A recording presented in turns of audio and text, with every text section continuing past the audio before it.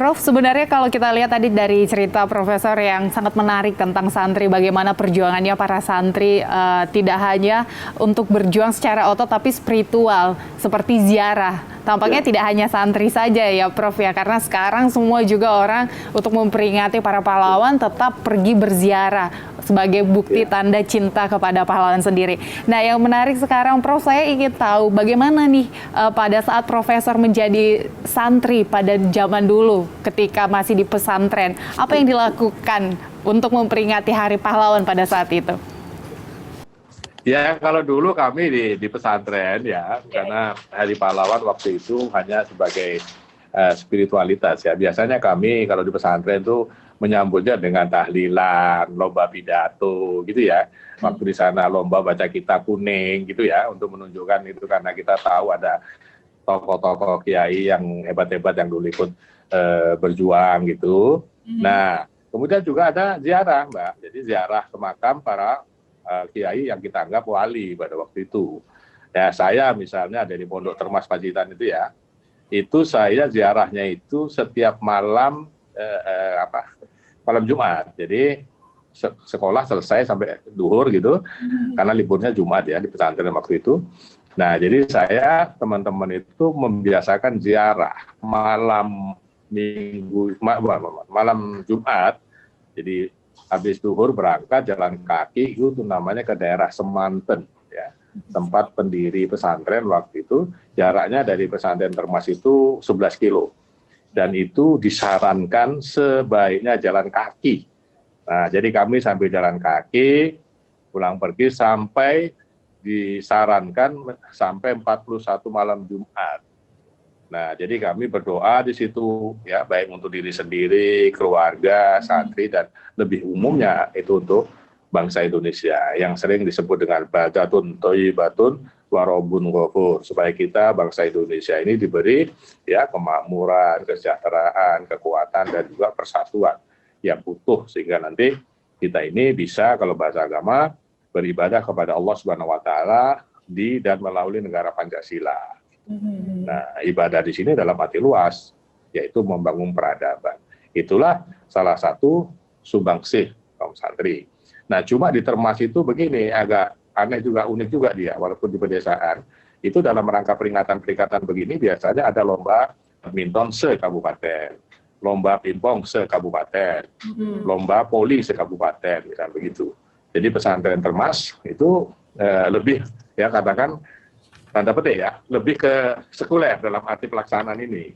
Karena nanti mengundang orang-orang dari seluruh Pacitan untuk datang ke pesantren, menyelenggarakan mengikuti lomba-lomba yang diselenggarakan oleh pesantren dalam rangka peringatan. Begitu. Ya. Nah, ini agak beda ketika saya di Al-Munawwir di Yogyakarta. Nah. Tapi tetap saja terlihat menarik ya Prof ya. Gimana?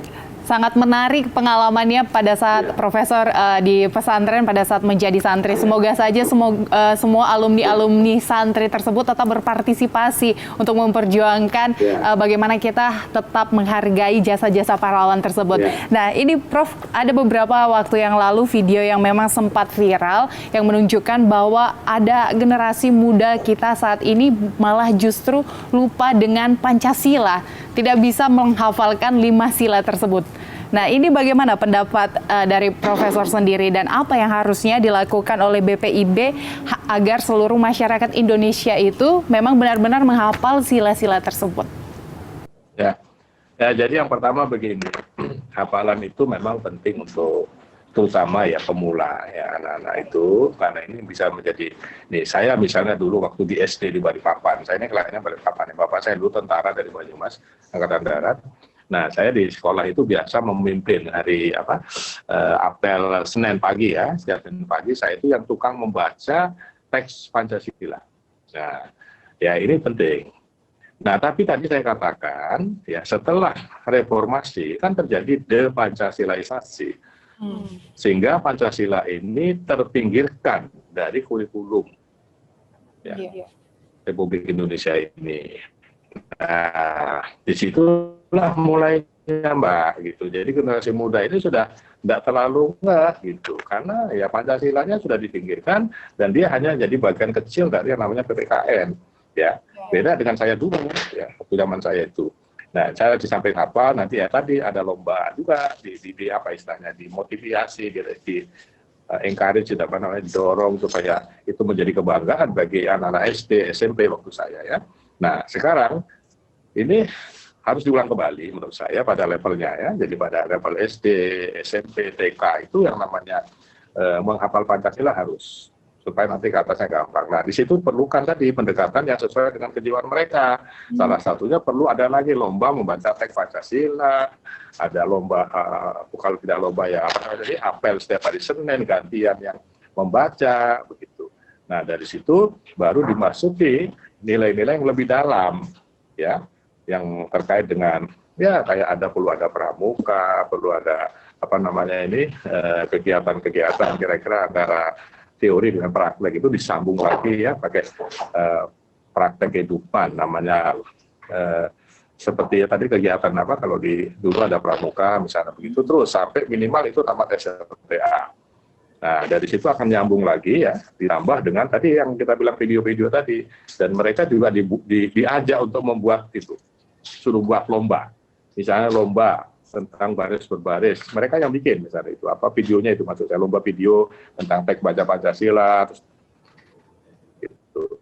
Nah, penghargaan ini dulu saya pernah mengusulkan, tapi kayaknya nggak relevan. Cuma saya sampaikan, saya dulu ingin mengusulkan bahwa yang namanya Pancasila itu ya tetap menjadi mata ujian nasional, walaupun ujian nasional dihapuskan. Nah, jadi ada satu mata pelajaran yang harus menjadi ujian nasional. Menurut saya itu tadi Pancasila ini, gitu. Walaupun yang lain tidak ada ujian nasional, tapi masih pelajaran-pelajaran lain tidak ada, itu paling nggak Pancasila harus ada jadi ujian nasional. Karena ini yang menjadi diri bangsa kita, ya. Seperti itu. Nah, nanti kalau mereka sudah bisa memerankan, memahami, baru bicara tentang filsafat Pancasila, hukum Pancasila, itu nanti pada level kira-kira SMA ke atas, SLTA ke atas, khususnya nanti di perguruan tinggi. Lah baru kita berharap mereka bisa berpikir ya sebagai negarawan, gitu. Ya, Prof. Tamu, apakah memang sebenarnya dari watak generasi muda yang saat ini yang kalau kita lihat memang mereka lebih tertarik dengan informasi-informasi dari luar dibandingkan untuk menghafalkan sila-sila Pancasila itu tadi?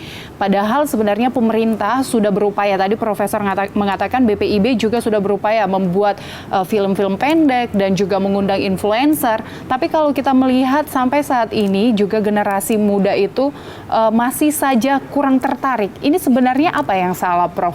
Padahal dari segala aspek sudah diupayakan supaya masuk kepada ranah mereka dengan masuk pada hobi mereka, dan di sekolah-sekolah juga sudah selalu diterapkan sila-sila tersebut, pelajaran yang tadi PPKN, ada kewarganegaraan juga. Ini apa sebenarnya yang salah? Apakah dari generasi mudanya atau bagaimana, Prof?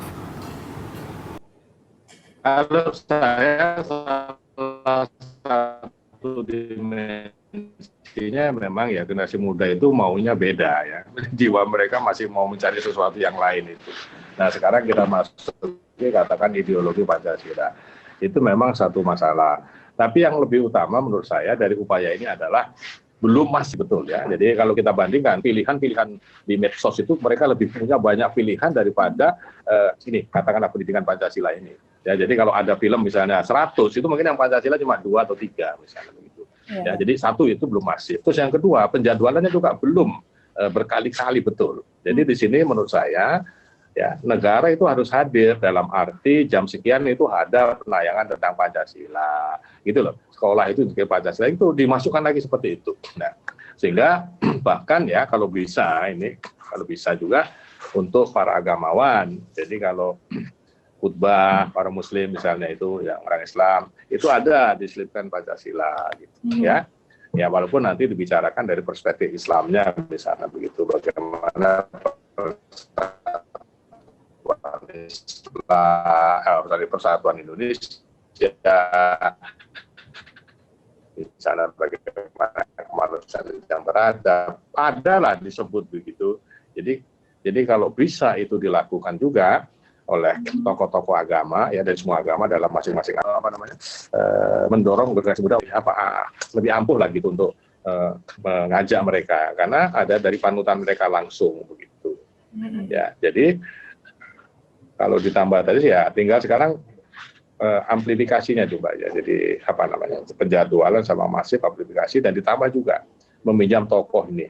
Ya, jadi diperlukan kerelaan kesepakatan dari tokoh-tokoh agama juga ya, ditambah tokoh-tokoh yang lain untuk ikut menangani ini. Gitu. Nah, nanti di sini kalau dalam bahasa Kementerian Agama itu perlunya moderasi beragama. Nah, moderasi beragama itu ya bukan agamanya yang, tapi sikap kita. Nah, yang perlu moderat. Nah, moderat itu saya ulang, moderasi dan toleransi tidak pernah ada kalau tidak ada konsensus. Nah, disitulah perlunya duduk bersama, membahas, kemudian dijadikan program nasional bersama. Dari situ anak-anak muda akan lebih mudah meneladani tokoh-tokoh yang sudah ada.